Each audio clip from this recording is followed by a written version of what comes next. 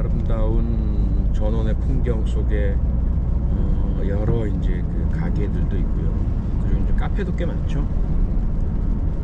많은 분들께서 그 한때나마 노후에, 은퇴 이후에 전원의 카페 하나 좀 차려서 이렇게 여유롭게 커피와 음악과 오고 가는 이제 손님들과 뭐 이런 어떤 그 낭만을 꿈꾸셨을 텐데, 저도 그렇고요.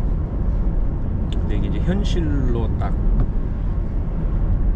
이렇게 마주하게 되면 여러 가지 또 문제들이 있죠.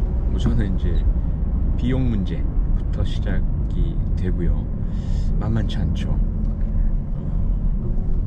임대를 할 거냐, 아니면 구매하거나 또는 스스로가 이제 지을 거냐, 인테리어 비용, 그리고 처음부터 이제 뭐 매출이 잘 일어나고 흑전하고 이럴 가능성은 거의 없잖아요. 그럼 이제 초기에 어느 정도는 또 그 상당한 흑자를 감수하면서 버텨나가야 할 거고, 그리고 이제 아르바이트 혹은 직원을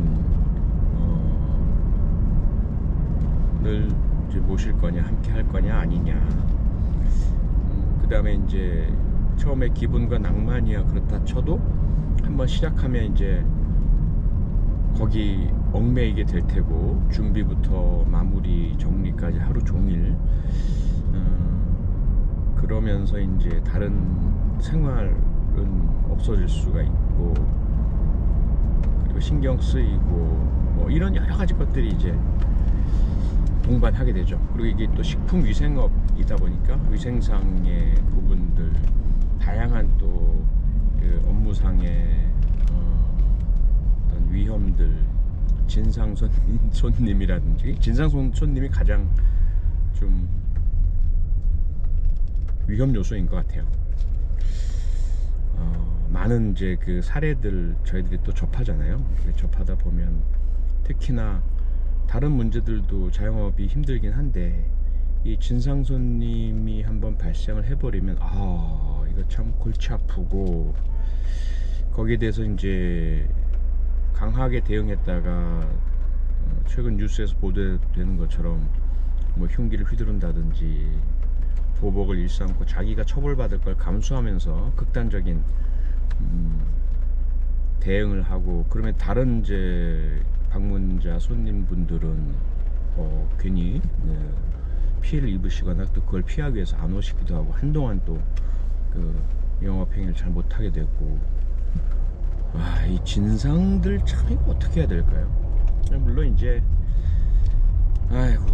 물론 그 진상들 이상의 뭐 심각한 범죄자들도 무척 이제 많이 보고 만나고 뭐 분석하고 이래 오긴 했지만, 뭐 그런 강력 범죄자만 심각한 건 아니죠.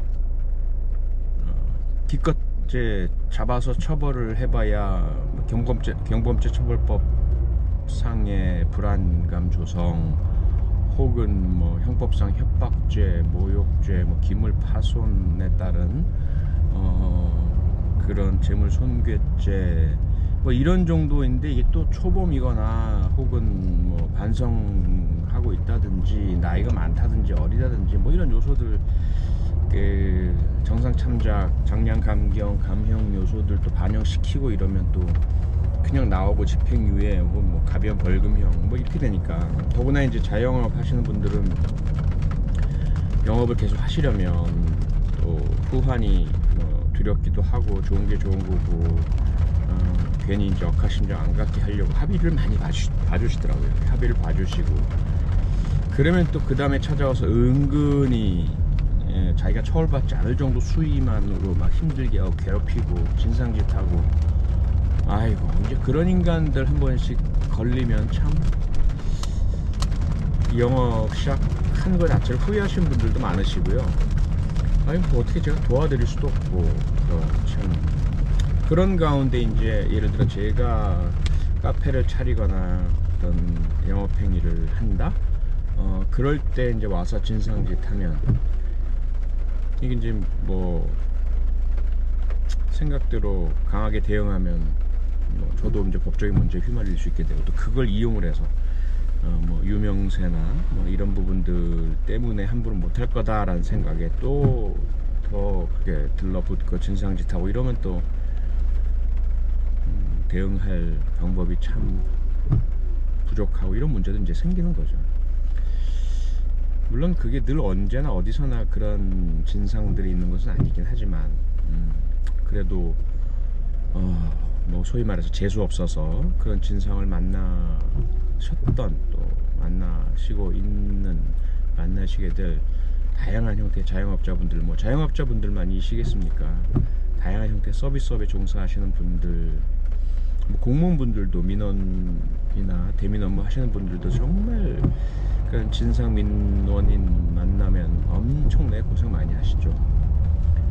스트레스 심하게 받으시고, 물론 이제 심한 이제 질환을 얻게 되시는 분들도 많으시고, 하여간 참 인간이 참 왜 그럴까라는 그런 이제 한탄 섞인 아쉬움을 이렇게 느끼게 되는 일이 거의 매일 발생하는 것 같습니다. 물론 이제 냉정하게 범죄심리학적인 분석을 하고 이런 뭐 다 이렇게 뭐 찾아지죠.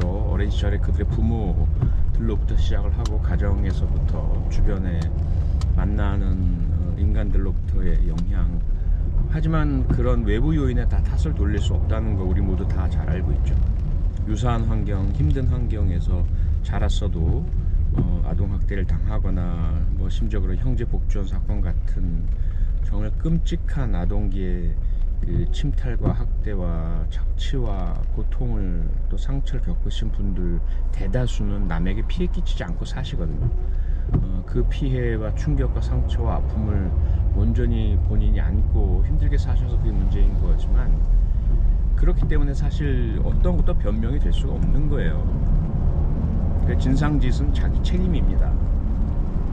갑질, 범죄, 남들 힘들게 하고 괴롭히게 하는 건 어떤 변명도 통하지 않죠. 정신과적 질환?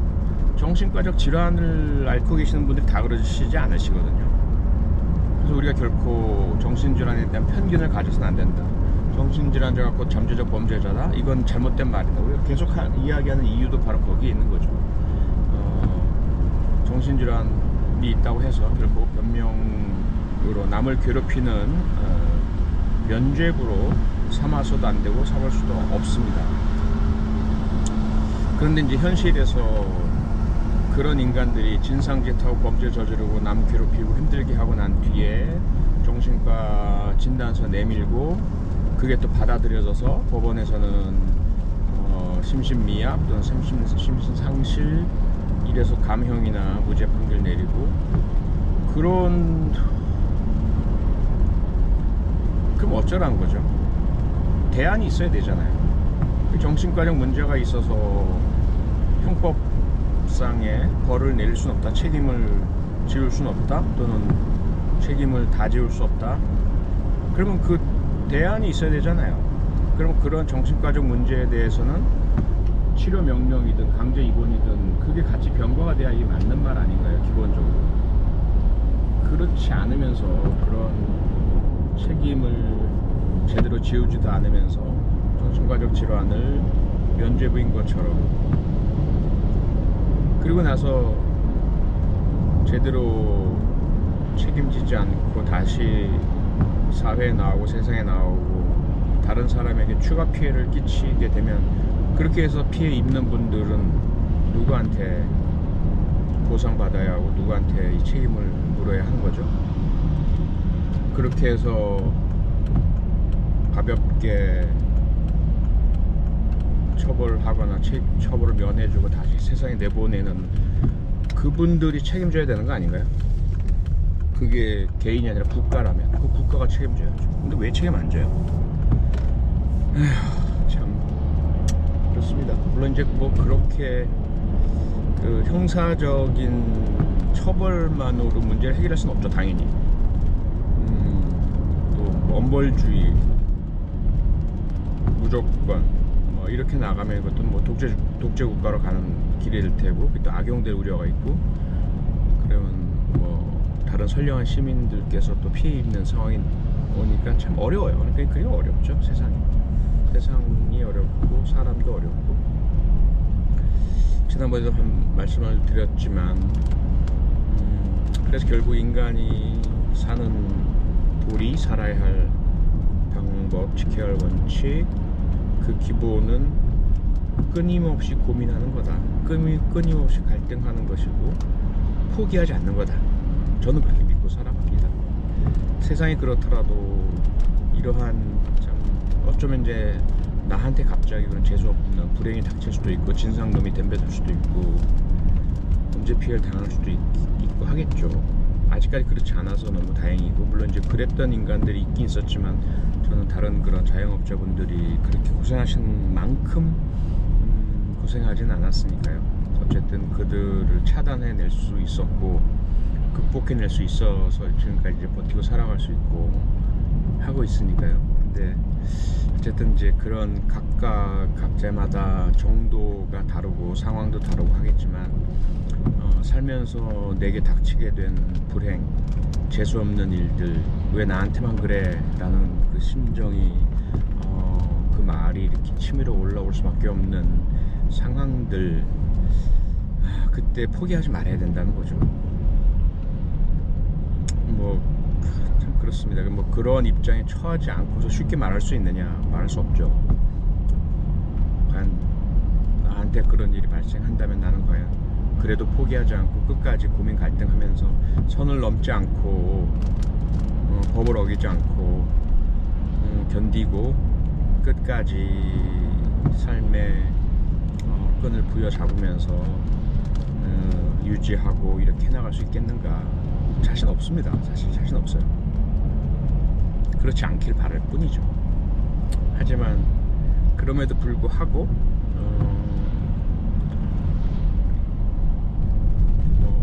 우리가 공부하고 배우고 책을 읽고 보고 듣고 하면서 이제 또 역사 속에서 우리가 발견하는 우리 삶의 도리, 원칙, 기본 이런 건 포기하지 말자 이거니까 끈을 놓지 말자. 끝까지 삶이 왜 이래? 왜 나한테만 이래? 세상이 왜 이렇게 엿 같아? 이렇게 느껴지는 그리고 놓아버리고 싶고 포기하고 싶은 그런 상황에 내몰리는 그런 순간에서도 포기하지 않는 이제 그런 너무 이제 그 대단하신 분들의 사례를 우리가 가끔씩 보잖아요. 참 그 오랜 억울한 누명을 쓰시고 10여 년 뭐 20여 년 옥살이를 하시다가 결국 나중에 재심무죄 판결을 받게 되신 분들 그 낙동강변 살인사건 장 선생님, 최 선생님 그리고 윤성여 선생님 화성 8차 사건 그 다음에 이제 돌아가셨지만 고 정원섭 목사님 춘천 파출소장 딸 성폭행 살인 사건 네, 범인으로 억울하게 내몰려서 옥살이 하시고 끝까지 포기하지 않으시고 결국 이제 다시 재심 끝에 무죄 판결을 받으셨던 그분들을 이렇게 사건 분석하고 제가 프로파일링 아카데미 교육 훈련할 때에도 이제 그 사례 분석하고 이야기하고 경찰관들이나 형사들 대상 강의할 때도 이제 그런 사례 말씀을 드리고 했지만 절로 고개가 숙여지죠. 과연 나라면 저렇게 포기하지 않고 끝까지 버텨내실 수 있을까? 그리고 마지막에 이제 그 재심 무죄 판결을 받으셨을 때 그 참 순박한 순수한 미소, 어린이 같은 하나의 증오나 복수심이 담기지 않은 그 미소, 야 정말 어쩌면 그분들은 정말 천사가 아닐까 이런 생각도 좀 해봤습니다. 그 저도 이제 경찰의 일원이었고 우리 경찰이 지은 죄잖아요.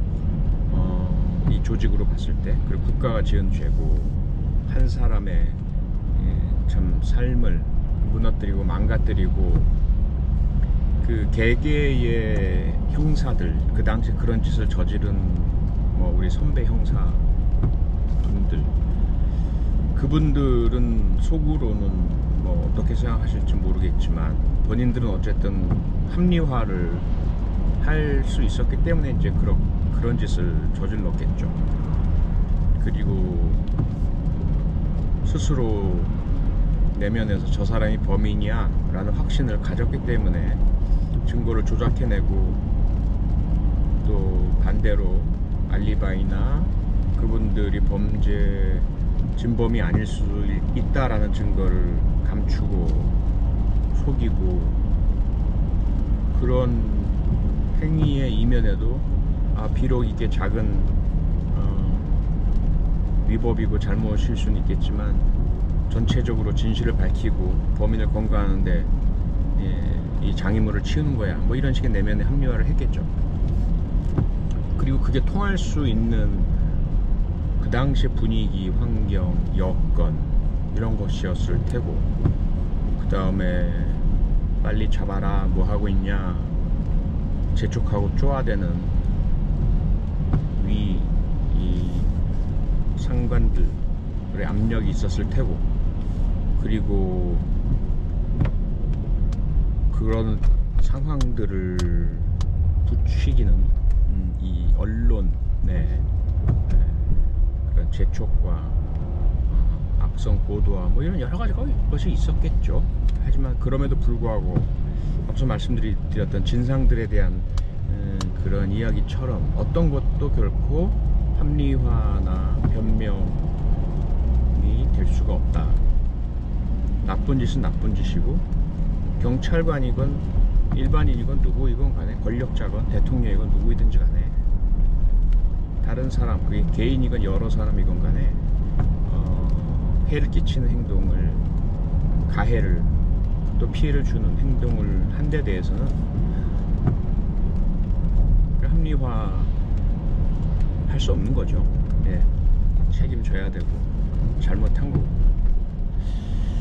근데 어쨌건 이제 그 피해자분들, 사법 피해자분들, 그 중에서도 특히 그렇게 그 억울함을, 분노를